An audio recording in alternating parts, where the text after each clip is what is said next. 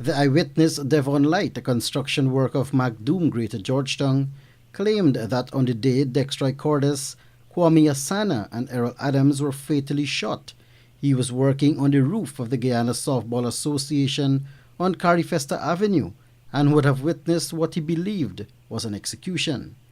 Not taking any chances, the young man contacted prominent attorney-at-law Nigel Hughes and sought advice. In a twist of tale, the attorney, in the presence of the young eyewitness, held a press conference to relate what actually occurred. The black car came to a stop.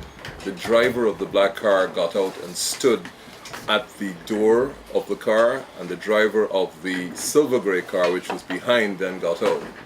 They put the driver of the black car on the ground, and he was then assaulted by the man who'd gotten out the car.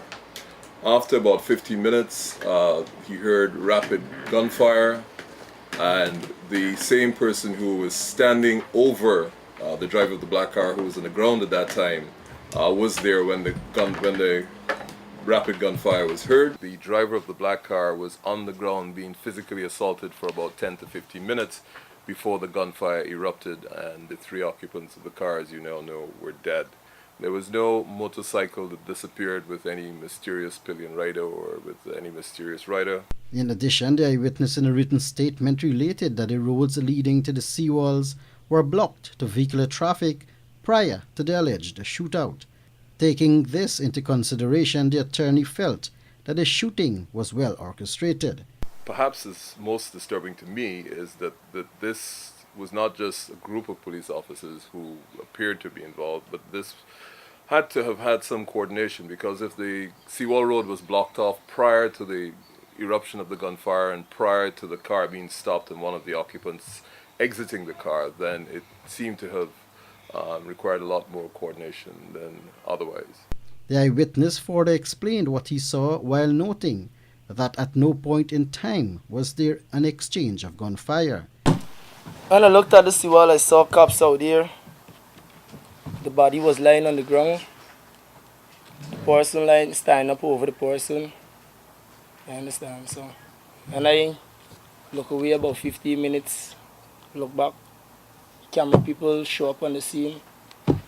Police show up on the scene, lock down everything, and after then was that. The facts as related by Mr. Light seem to suggest that this was an execution. Hours after the shooting to death of the three men, the police in a statement related that the men were followed by an unmarked police vehicle after they were seen trailing a customer who had left the Scotia Bank on Robb Street, Georgetown. The police claimed that in the vicinity of the seawalls, the men in the black Toyota Itz motor car opened fire on them, and in retaliation they returned fire, fatally wounding the men. The post-mortem suggests that the men were shot between 6 and 10 times. In addition, the police vehicle bore 2 gunshot holes to the front windscreen, but there were none on the vehicle that was used by the alleged bandits, thus leaving the unanswered question: was there really a shootout? Bisha Mohammed, The Evening News.